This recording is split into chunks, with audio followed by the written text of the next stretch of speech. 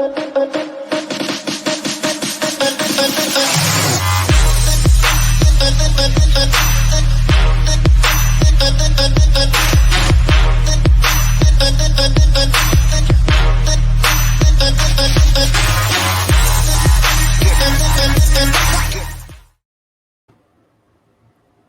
everybody. I'm Selena Rezvani, and you are joining Women and Work Culture. This live stream is really all about helping women rise at work. And today we're talking about credibility, how to kind of build this quality and be even more strategic about how you do it. I have admired and followed our guest today for so long, Dorie Clark. We're so happy to have you. And you're really, I think, the perfect person to be bringing this topic today to life. A big welcome to you, Dorie. Thank you for being here. Selena, thanks. So great to get to spend time with you. Yeah, and a big welcome to our community. We're so excited each week to get to learn from you and with you. And already I'm seeing folks from Calgary. Nelia, welcome. Anissa from Tampa Bay, Michelle in the Philly suburbs. Let us know where in the world you're joining from. Jessica in Austin, hope you're doing well and staying safe there. Dorie, you have such a cool ice cream sundae of experiences you bring to your work. I want to tell people a little bit about you before we dive into questions. Dorie Clark has been named one of the top 50 business thinkers in the world by Thinkers 50. If you don't know that recognition, that is like the Oscars of the business world. So really huge. She is a keynote speaker and teaches some of the brightest minds in business at Duke University. She's the author of books like Entrepreneurial You, Reinventing You, and Stand Out. And she writes about those topics for Harvard Business Review. Prior to that, check this out, Dorie was a presidential campaign spokeswoman. Like, talk about street cred, right? That is awesome. So glad to have you. As we go, friends, send us your questions for Dorie about how to level up credibility in your work and in your career. So Dorie, we'd love to start at the beginning, and we love your kitty cat, Philip, behind, who's... Thank you. He loves to make guest appearances. Feel free to, if you have questions for Philip, he'll take them. I love it. Okay. Well, will you tell us, what gets you fired up about leadership development? What's some of your story that brought you into this field? So what got me here, Selena, thank you for asking, is it was not for sure a strategic long-range vision. I originally thought I was going to be an academic, and after I finished my master's degree, I applied for doctoral programs, and I didn't get into any of them. So I had to come up with a different plan for myself.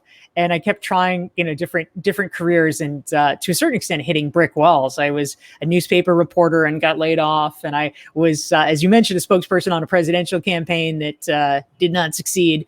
And so I needed to figure something out. But eventually, 15 years ago now, I started my own business, because what I realized was that entrepreneurship would be a fantastic way for me to be able to take all the different pieces, all the different skills that I had learned about writing and sharing ideas and communicating more effectively in a crowded marketplace, and be able to do it in a way that I had a little bit more control over my future and hopefully be able to help more people.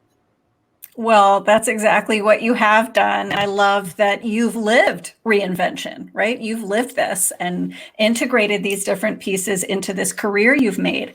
Well, let's dive into credibility specifically. I know lots of definitions out there for it, right? But we all know it when we see it. We know it when we see it. MIT talks about it as competence and trustworthiness, but I'm really curious what you think about it. How do you define credible leadership? Yeah, ultimately, credibility is about conveying to, let me start with some interesting research that has really shaped my thinking about this. So a facet of credibility is the concept of executive presence. And I like digging into this because executive presence for so long was something that nobody had ever quantified. It really was this, well, you know it when you see it. And, that's great if you happen to have it, but it becomes problematic if you don't have it. And you're like, well, how do I get it? Right. And, if nobody can tell you, then you're sort of stuck. So there's a think tank called the Center for Talent Innovation that really broke down the question, what is this executive presence? And they did surveys to try to get at what people were really talking about, what they really meant. And ultimately, there were three key components that they identified. A small part of it was appearance. Are you presenting yourself professionally? A larger piece of it was your communication skills and whether you could actually speak forcefully and effectively, which is certainly something that we all want in our leaders. But the third part, which was the largest, and I think is quite interesting, is a term that they use the term gravitas. And it basically means, are you someone who in a moment of crisis is the kind of person that people feel good turning to? And I think the more we can cultivate that really is sort of the decisive, definitive thing. When we have credibility, when we have executive presence, we are the kind of person that when the chips are down, everybody else says, well, what does she think? I love that as a measure. I don't think I've heard that before. Like, do people want to go to you and consult you or have you weigh in? That's a great writing definition for us today. We have a question from Anissa asking, do you think credibility is more important to demonstrate during crisis times, or that it's just as important during calm, ordinary times? So obviously credibility is a great thing to have at all points, right? I mean, who wouldn't want it? I do think it's more important during a crisis because everything is heightened during a crisis, right? And so both strengths and weaknesses are magnified during that time. It's kind of a time of amplification. And so during the time when things are negative, you either can really mark yourself as a great leader. And when we think about, for instance, in American history, the people that most typically are named as our greatest presidents, they're usually wartime presidents, right? Because they had the moment to shine, when everything could have been terrible, Abraham Lincoln united the nation or whatever it was. And so, as Warren Buffett likes to say, when the tide goes out, that's when you can see who's been swimming naked. So Right. That's great. you can cover up a lot of sins when there's a great economy and everything's fine. But when things get difficult, as they certainly have been over the last year, that is when it becomes so much more critical to be able to have legitimate credibility and legitimate skills that you can offer to people. Yeah, that's so true. I think we can all relate to that after this year. There's, sometimes you want more reassurance in your leaders, a different kind of solid presence, there are certain bodies or organizations or people who just ooze confidence. I wonder if you've observed or witnessed, certain people, maybe a particular person who really is good at conveying this in your mind. Yeah, in terms of being able to convey confidence, it's a great question. I mean, these days for so many of us, we don't necessarily, in our media landscape, it's become so fragmented. There's not necessarily even the same people that we know as reference points, right? But I think that in general, I mean, just to take an example that literally everyone would know, we think about somebody like a Barack Obama, for instance, right? He's a perfect example of the kind of cool and understated confidence. It's not flashy. It's not performative. It is not hot, quote unquote, where it's, let me shove it down your throat that I know it and this and this and this. It's ultimately this kind of understated confidence of course I know it, and let me explain, let me tell you. And I think that is certainly a very powerful mode and model. Not everyone has to have that same mode. Some people are kind of inherently turned up a little bit more emotionally, and they're going to be a little more fiery, and that's a legitimate form of confidence. But there is a spectrum of ways in which one can manifest one's belief in oneself and their ideas. Yeah, and I think about him and I think about consistency, right? Like this steady drumbeat of behavior and the way he shows up. It's not highly unpredictable. It's you kind of know what's coming, and I think that's a piece of this here. Some of the research out there shows that men may be more likely to be pegged with this word credibility. I know one study found women specifically felt that way, that men were more likely to earn that tag. Do you have any advice for that emerging leader, an emerging female leader who wants to show this quality more? Yeah. So when it comes to credibility, one of the things that I talk about, I've spent a lot of time, Selena, over the past decade, really studying the question of what it takes to become a recognized expert, whether it's inside your company or inside your industry. And what I have come to understand is there are three key components that we need to be mindful of with this. And very briefly, what they are is what I call content creation, which basically means sharing your ideas. Now, there's not one way that's better than others to do this. You could write articles, you could give speeches at conferences or be on panels, you could do lunch and learns for your colleagues, whatever it is, but somehow you have to share your ideas so people know what your ideas are.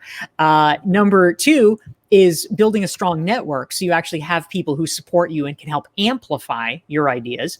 And then the last part, which I want to focus on, is a concept that comes out of the world of psychology, and it's known as social proof.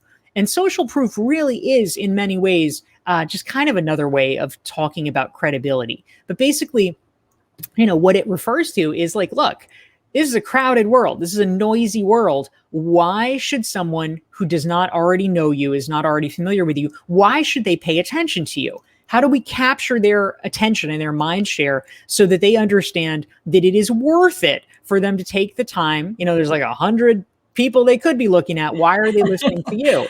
And one of the fastest ways to obtain social proof is essentially to find ways to ally yourself with brands that people already trust and recognize. This is really the key part here, because it takes a long time for you to build trust and credibility. So if you can piggyback on things that people already know, it's really valuable. So for instance, oh, well, she must be good because she used to work at Google. Or, oh, she must be good because she's on the board of this professional association and they wouldn't let her on if she was a crackpot. Or, she must be good because she wrote that op-ed for the local business journal. Or, oh, I heard her on a panel at that conference I go to every year. If you are pre-vetted by institutions or people that are already trusted by your target audience, that helps you essentially create a shortcut to credibility. Yeah, these are such good practical tips. And I think a great prompt for everyone here who's joining us. What is that content you're creating? How are you letting your network know about it? And how are you cultivating the social proof? This is awesome and really kind of actionable and practical things we can do. We've talked about this at times being hard to define, but one thing we know is it can be tricky to build credibility and kind of easy to lose it. If we make a faceplant or a mistake, what are some steps we could go about to kind of keep our credibility? Sure. Well, it obviously depends on what the exact type of it is, how to prepare for it. But just in general, I would say that one of the counterintuitive pieces of advice about this, it is human nature.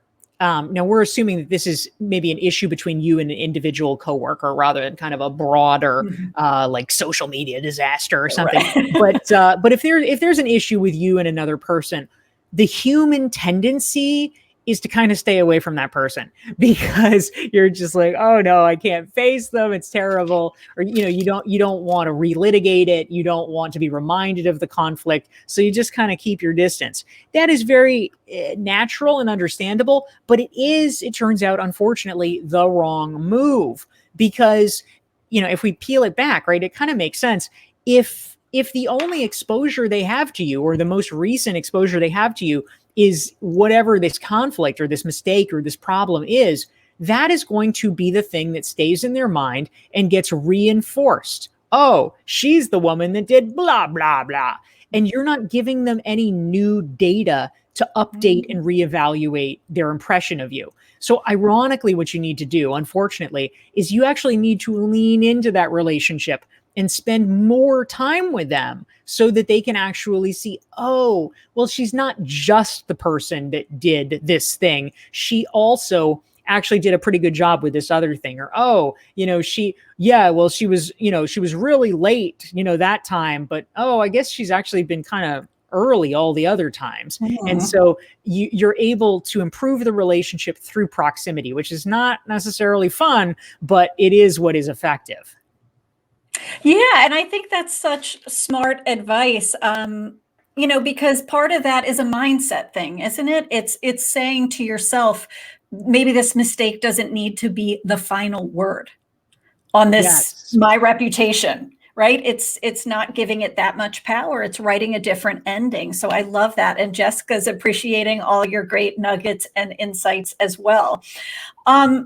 And so is another LinkedIn user who's loving all of your book, Dorie. I think so many people do. One of the questions I have for you is around don't do. A don't do. We all love some cautionary advice and tales, right? They help us learn sometimes as much as the to-dos. Do you have a don't do for us when it comes to credibility? Sure. Yeah. When it comes to credibility, I think that one mistake that I see from a lot of folks is actually, I work with private coaching clients, and many times people have put a lot of time and effort into, for instance, writing articles or things like that, trying to get their ideas out there. But what they've been doing is putting a lot of effort into their own platforms, and that is wonderful.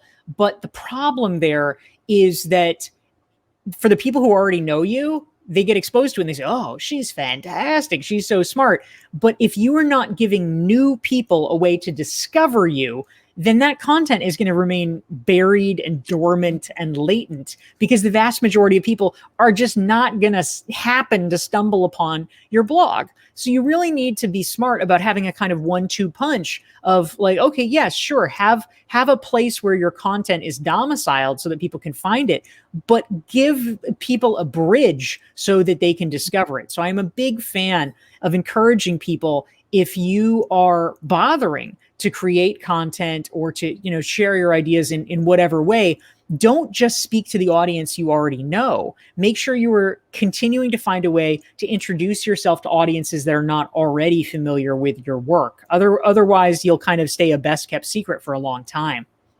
Right. So don't keep it in the family, right? Or it kind of fulfills itself. You can get a little smothered in that tiny world. Take advantage of those weaker ties, not just the strong ties. I think that's great. Send us your questions for Dorie around credibility. We already love what we're seeing, but we'd love to see even more. We have a great question from Anissa, who is zeroing in on a particular part of that we can all relate to, which is being new. What about when you're new and you don't really have any street cred yet? How do you get people to listen to you and take you seriously? Yes, always a good question, Anissa. So there's a few levers that we can think of as being at our disposal, right? So first of all, depending how new you are, if you really are super new, it's actually usually a better idea to get the lay of the land politically first before putting too much out there, right? It's useful to build relationships. I mean, this is why, for instance, like, when Hillary Clinton first ran for Senate, and people thought, oh, you're a carpetbagger, what are you doing here? She made a point, which Philip endorses, of specifically going on a listening tour, because she wanted to create, number one, she wanted to get herself better informed, so she didn't make any terrible faux pas. But she also wanted to kind of get the buy-in of the people who were, who were the folks who might shoot her down otherwise. Because if they actually felt like, oh, I met her, she's nice, I feel heard, then they're less likely to torpedo her. So actually starting with a listening tour in whatever form, not a bad idea. The other element that's crucial here is that if we think about levers of credibility, it's not really credibility per se, but stepping back, what we want, you said, how do you get people to take you seriously, to listen to your ideas? This is about influence, right? And so I refer to the work of the great Robert Cialdini, the author of Influence, The Psychology of Persuasion. It's on my mind because I was actually just fortunate enough. He has a new edition coming out, and he just shared it with me because I'm going to be doing an endorsement quote for it. And so I'm in the process of rereading it and orienting myself to his great ideas. But one of the points that he makes is that at a really simple level, one of the best ways to influence people is just for them to like you. And so actually taking the time to build relationships early on, even if you don't have any credibility, as long as they like you, as long as they think you're nice, they are far more likely than not to be willing to at least listen, maybe to do something because of that positive bond. So I'd say that is a key thing. We can think about other levels and layers as well. Robert Cialdini talks about reciprocity and the importance of that in terms of persuasion. So it is never a bad idea, as you're establishing yourself in a company, to be looking for ways to be helpful, looking for ways to do favors for people, because later on, again, it will predispose them to receive your ideas more favorably. It doesn't guarantee a positive outcome, but it often will at least guarantee that your idea gets heard. Right. And I think Phillips really mastered the likability thing early on in his career. But I love that. What a great prompt, once again, for all of us to be thinking about. Have you really scanned the culture and the environment around you? If you're that new person, or you're in a new situation, or new on a committee or team, have you thought about the basic human rapport and likability factor? And then what about being helpful, raising your hand, right? Letting people know you're there. We have a really good question from Nelia. Do you have any thoughts about credibility specifically in a multicultural environment? Yeah, such a good point. So one of the things that I always like to advise people to think about is just making sure, because sometimes it's easy to forget, that we are starting with the end goal and then kind of working backwards from there, right? So if we were creating an influence strategy in a particular environment, let's say a multicultural one, and I actually wrote an article that might be of interest to folks that involves certain aspects of this. It came out a while ago from Harvard Business Review, but if you Google a campaign plan for your career and Dorie Clark and Harvard Business Review, you should be able to find that free article.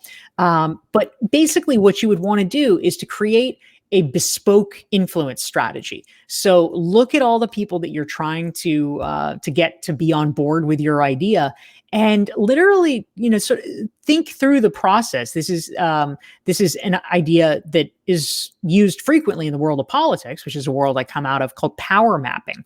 And so you want to say, well, okay, what are the levers that influence them? What are the issues that they care about? Who is whispering in their ear? Who do they listen to?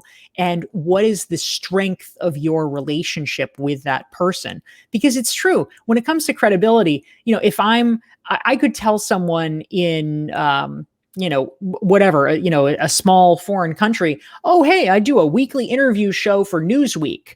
And that might be impressive to an American that knows what Newsweek is. But if you're in Papua New Guinea, they'd be like, what's Newsweek? What's a Newsweek? And, They don't care. That is not going to be helpful in terms of my credibility if you've never heard of that publication.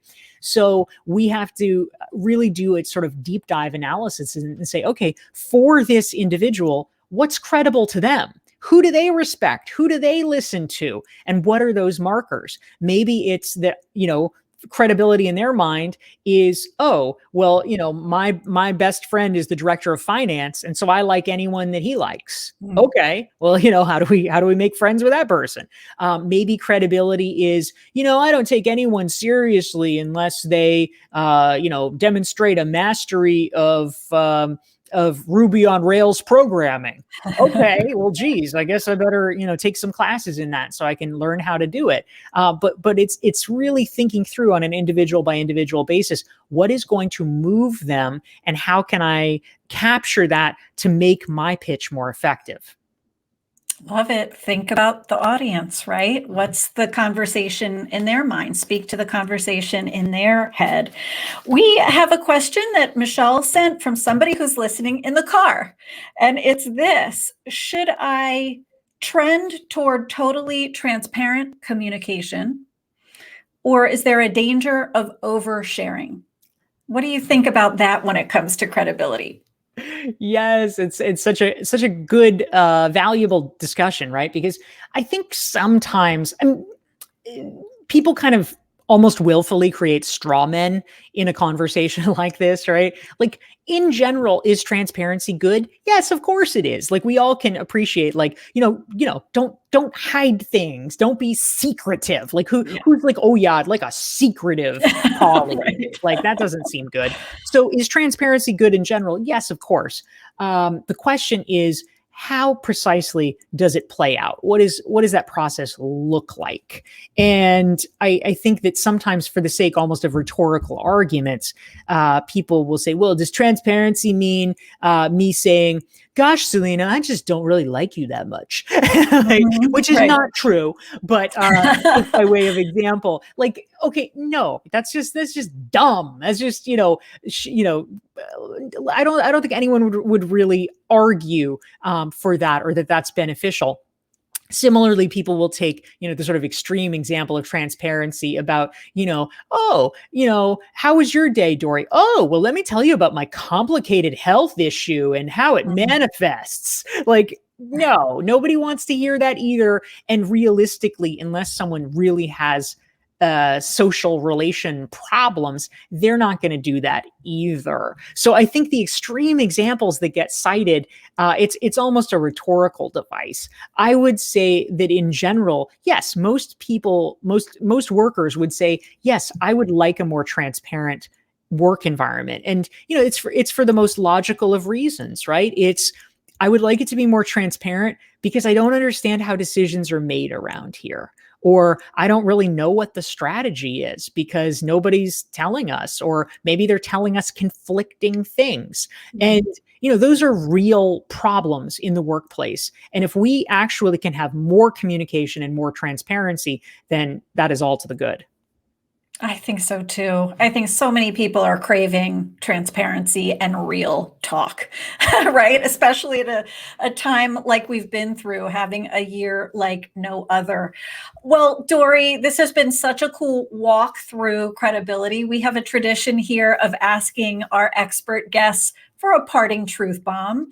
Is there something, when it comes to getting this credibility thing right, that you really want to stick in our minds? I love it, Selena. Thank you so much.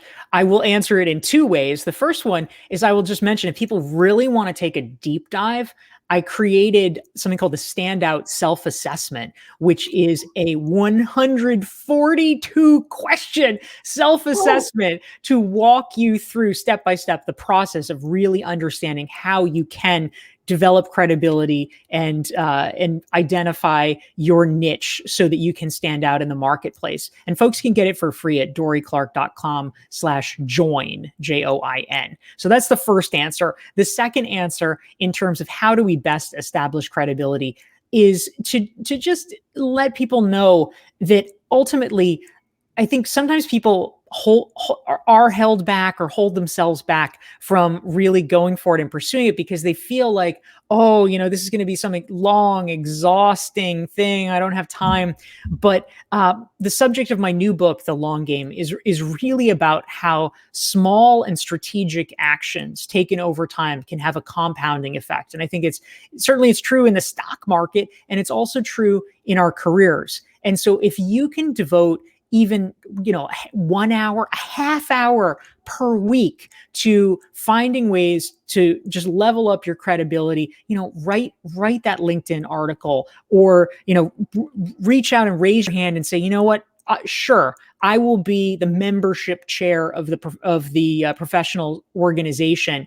By doing that and devoting even an hour a week to it, you are going to be making demonstrable gains that you probably can't see in 6 months or 12 months, but you can definitely see in 5 years. And it makes a huge difference. I love it. We all needed that. Thank you, Dorie, for the ways, you're helping people really think big about their impact and their careers, how to reinvent themselves, and how to build this thing called credibility.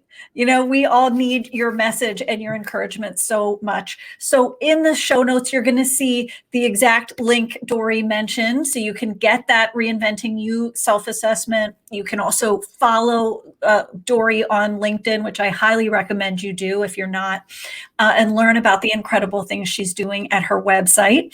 I hope you'll stay in touch with me too. I have a brand new newsletter on LinkedIn that's 8,500 people strong, called Quick Confidence.